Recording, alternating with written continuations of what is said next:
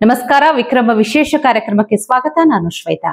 ವೀಕ್ಷಕರೇ, ಕೇರಳದ ತಿರುವನಂತಪುರ ಏರ್ಪೋರ್ಟ್ ನಲ್ಲಿ ಒಂದು ಹೈ ವೋಲ್ಟೇಜ್ ಡ್ರಾಮಾ ಶುರುವಾಗಿ ಹತ್ತತ್ರ ಒಂದು ತಿಂಗಳಾಗ್ತಾನೆ ಬಂತು.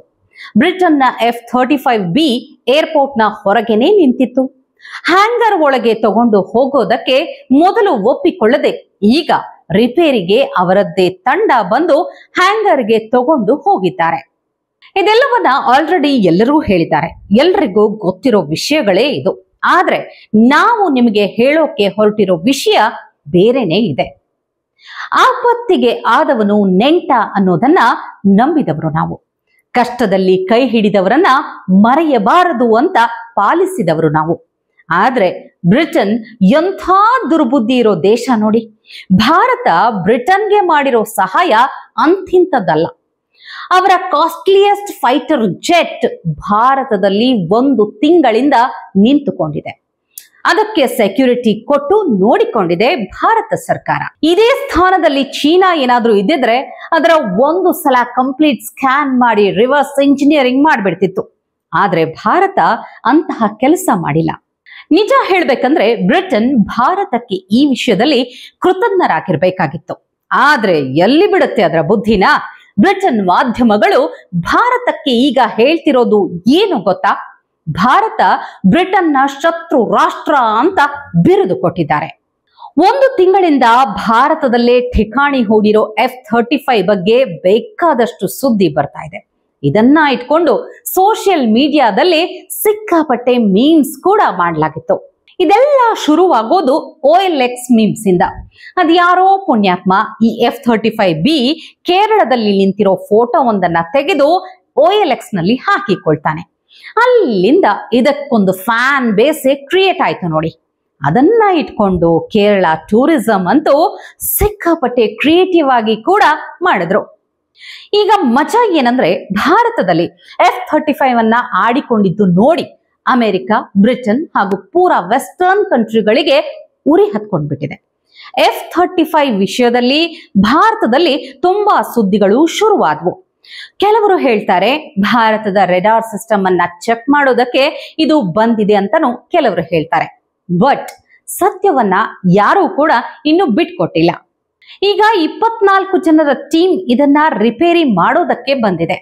ಅದು ಸರಿಯಾದ್ರೆ ಓಕೆ, ಹಾರಿಸಿಕೊಂಡು ತಗೊಂಡು ಹೋಗ್ತಾರೆ. ಇಲ್ಲ ಅಂದ್ರೆ ಪಾರ್ಟ್ಸ್ ಬೇರೆ ಬೇರೆ ಮಾಡಿ ತಗೊಂಡು ಹೋಗ್ತಾರೆ. ಅಮೆರಿಕ ಹಾಗೂ ಬ್ರಿಟನ್ ಇದಕ್ಕೆ ಕ್ರೌನ್ ಜ್ಯುವೆಲ್ ಅಂತ ಹೆಸರು ಇಟ್ಟಿದ್ದಾರೆ. ಅಮೆರಿಕ ಇದನ್ನ ಖರೀದಿ ಮಾಡೋದಕ್ಕೆ ಸಿಕ್ಕಾಪಟ್ಟೆ ಆಫರ್ ಕೂಡ ಮಾಡಿತ್ತು. ಎಲಾನ್ ಮಸ್ಕ್ ಇದನ್ನ ಗುಜರಿ ಅಂತ ಹೇಳಿದ ಮೇಲೂ ಕೂಡ ನಮ್ಮ ಮೇಲೆ ಒತ್ತಡ ಹಾಕಿದ್ರು, ನೀವು ಇದನ್ನ ಖರೀದಿ ಮಾಡ್ಲೇಬೇಕು ಅಂತ. 2023ರಲ್ಲಿ ಅಮೆರಿಕಾದ ರಕ್ಷಣಾ ಮಂತ್ರಿ ಲಾಯ್ಡ್ ಆಸ್ಟಿನ್ ಭಾರತಕ್ಕೆ ಹೇಳ್ತಾರೆ, ನಿಮಗೆ ಡಿಫೆನ್ಸ್ ಸಿಸ್ಟಮ್ಗೆ ಇದು ಗೇಮ್ ಚೇಂಜರ್ ಹಾಗೆ ಕೆಲಸ ಮಾಡುತ್ತೆ ಅಂತ. ಆದ್ರೆ ಕೇರಳದಲ್ಲಿ ಈ ವಿಮಾನದ ಗೇಮ್ ಚೇಂಜರ್ ಆಟ ನೋಡಿ ಆಯ್ತು ಬಿಡಿ. ಇದರ ಕ್ಷಮತೆ ಏನು ಅನ್ನೋದು ಭಾರತಕ್ಕೆ ಈಗ ಗೊತ್ತಾಗಿದೆ. ಇದು ಯಾಕೆ ಇಷ್ಟೊಂದು ಕಾಮಿಡಿ ವಿಷಯ ಆಗಿದೆ ಅಂತಂದ್ರೆ ಅಮೆರಿಕ ಕೊಟ್ಟಂತಹ ಬಿಲ್ಡಪ್. ಈ ಫೈಟರ್ ಜೆಟ್ ಹಂಗಿದೆ ಹಿಂಗಿದೆ, ಸ್ಟೆಲ್ತ್ ಟೆಕ್ನಾಲಜಿ ಫೈಟರ್ ಜೆಟ್ ಇದು ಅಂತ ಬಿಲ್ಡಪ್ ಕೊಟ್ಟಿದ್ದು. ಅದಕ್ಕೆ ಇದರ ಬಗ್ಗೆ ಭಾರತದಲ್ಲಿ ಮೀಮ್ಸ್ ಶುರುವಾದವು. ತುಂಬಾ ಮೀಮ್ಸ್ ಮಾಡಿದ್ದಾರೆ ಬಿಡಿ. ಅದರ ಆಧಾರ್ ಕಾರ್ಡ್ ಕೂಡ ರೆಡಿ ಮಾಡಿದ್ರು. ಇದಕ್ಕೆ ರೇಟಿಂಗ್ಸ್ ಕೂಡ ಕೊಡೋದು. ಇದು ನಮ್ಗೆ ಕಾಮಿಡಿ ಆಗಿತ್ತು. ಆದ್ರೆ ಅಮೆರಿಕಾಗೆ ದೊಡ್ಡ ಅವಮಾನ ಆಗುತ್ತೆ.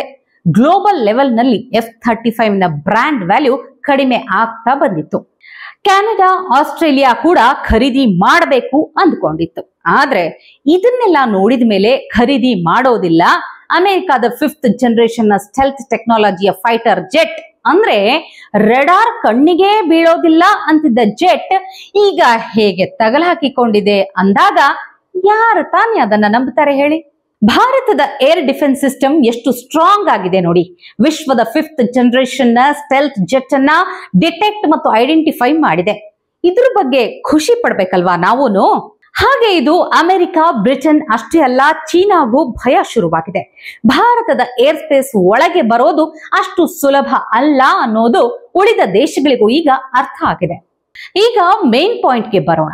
UK ಮೀಡಿಯಾಗಳೇನಿದೆ ಇದು ಭಾರತವನ್ನ ಶತ್ರುವಿನಂತೆ ನೋಡೋದಕ್ಕೆ ಈಗ ಶುರು ಮಾಡಿಕೊಂಡಿದೆ. Western media especially UK media starting ನಿಂದ ಈ ಘಟನೆಯನ್ನ ಒಂಥರ ಇಗ್ನೋರ್ ಮಾಡ್ತಾನೆ ಬಂದಿತ್ತು. ಒಂದು ದೇಶದ 900 ಕೋಟಿ ಮೌಲ್ಯದ ವಸ್ತು ಬೇರೆ ದೇಶದಲ್ಲಿ 22 ದಿನಕ್ಕಿಂತ ಜಾಸ್ತಿ ನಿಂತಿದ್ರೆ ಯಾರಾದ್ರೂ ವರದಿ ಮಾಡಿಯೇ ಮಾಡ್ತಾ ಇದ್ರು. ಆದ್ರೆ ವೆಸ್ಟರ್ನ್ ಮೀಡಿಯಾ ಈ ಸುದ್ದಿಯನ್ನ ಇಗ್ನೋರ್ ಮಾಡ್ತಾನೆ ಬಂದಿತ್ತು. ಅದು ಬಿಡಿ, ಈಗ ನಮ್ಮ ದೇಶದ ಫೈಟರ್ ಜೆಟ್ ಸುಖೋಯ್ ಆಗಿರಬಹುದು, ತೇಜಸ್ ಆಗಿರಬಹುದು, ಮತ್ತೊಂದು ಯಾವುದೋ ಆಗಿರಬಹುದು, ಇದೇ ರೀತಿ ಬೇರೆ ದೇಶದಲ್ಲಿ ಏನಾದ್ರೂ ಕೆಟ್ಟು ನಿಂತಿದ್ರೆ ಇದೇ ವೆಸ್ಟರ್ನ್ ಮೀಡಿಯಾಗಳು ಯಾವ್ಯಾವ ರೀತಿ ನ್ಯೂಸ್ ಮಾಡ್ತಾ ಇದ್ರು ಒಂದ್ಸಲ ಯೋಚನೆ ಮಾಡಿ. ಭಾರತವನ್ನ ಎಷ್ಟು ಅವಮಾನ ಮಾಡೋದಕ್ಕೆ ಸಾಧ್ಯನೋ ಅಷ್ಟೆಲ್ಲ ಮಾಡ್ತಾ ಇದ್ರು. ಆದ್ರೆ F-35 ಕೇಸ್ನಲ್ಲಿ ಇದೇ ವೆಸ್ಟರ್ನ್ ಮೀಡಿಯಾ ಸೈಲೆಂಟ್ ಆಗ್ಬಿಟ್ಟಿದ್ವು. ಈಗ ದಿ ಟೆಲಿಗ್ರಾಫ್ ಒಂದು ಆರ್ಟಿಕಲ್ ಅನ್ನ ಪ್ರಕಟಿಸಿದೆ. ಅದರಲ್ಲಿ ಭಾರತವನ್ನ ಶತ್ರು ಅಂತ ಹೇಳಿದ್ದಾರೆ. ಡೈಲಿ ಮೇಲ್ ನಲ್ಲಿ ಬರೀತಾರೆ, ಭಾರತ ರಾಯಲ್ ನೇವಿಯನ್ನ ಹಾಸ್ಯಾಸ್ಪದ ಮಾಡಿದೆ ಅಂತ. ನೋಡಿ, ಇದೇ ಮೀಡಿಯಾಗಳು ಭಾರತದ ಮೇಲೆ ಕಾಮಿಡಿ ಮಾಡಿದಾಗ ಅದನ್ನ ಕಾಮಿಡಿ ಅಂತಾರೆ. ಆದ್ರೆ ನಾವೇನಾದ್ರೂ ಕಾಮಿಡಿ ಮಾಡಿದ್ರೆ ಅದನ್ನ ಅಫೆನ್ಸ್, ನಮ್ಮನ್ನ ಶತ್ರು ರಾಷ್ಟ್ರ ಅಂತ ಹೇಳ್ತಾರೆ. ಇದು ವೆಸ್ಟರ್ನ್ ಮೀಡಿಯಾಗಳ ಡಬಲ್ ಸ್ಟ್ಯಾಂಡರ್ಡ್ಸ್ ಅಲ್ವಾ? ಅಷ್ಟಕ್ಕೂ F-35 ಎಂಥ ಫೈಟರ್ ಜೆಟ್ ಅಂತ ಭಾರತವೇ ಹೇಳಬೇಕು ಅಂತ ಏನಿರ್ಲಿಲ್ಲ. ಕೆಟ್ಟು ನಿಂತಿರೋ ಅದನ್ನ ನೋಡಿ ಇಡೀ ಜಗತ್ತಿಗೆ ಗೊತ್ತಾಗಿ ಹೋಗಿದೆ. ಈಗ್ಲೂ ನೋಡಿ, 24 ಜನರ ಟೀಮ್ ಅಮೆರಿಕಾದಿಂದ ಇದನ್ನ ರಿಪೇರಿ ಮಾಡೋಕೆ ಬಂದಿದೆ. ಆಗ್ಲೇ ಹೇಳ್ದಂಗೆ ರಿಪೇರಿ ಆಗಿಲ್ಲ ಅಂತಂದ್ರೆ ಕಾರ್ಗೋ ವಿಮಾನದಲ್ಲಿ ತುಂಬಿಕೊಂಡು ಹೋಗ್ಬೇಕು. 2019ರಲ್ಲಿ F-35 ಅನ್ನ ಅಮೆರಿಕಾದಲ್ಲಿ ಡಿಸ್ಮ್ಯಾಂಟಲ್ ಮಾಡಿನೇ ಟ್ರಾನ್ಸ್ಪೋರ್ಟ್ ಮಾಡಬೇಕಾಗಿತ್ತು. ಹಂಗೇನಾದ್ರೂ ಆದ್ರೆ ಅದು ಅಮೆರಿಕ ಹಾಗೂ ಬ್ರಿಟನ್ಗೆ ದೊಡ್ಡ ಅವಮಾನ.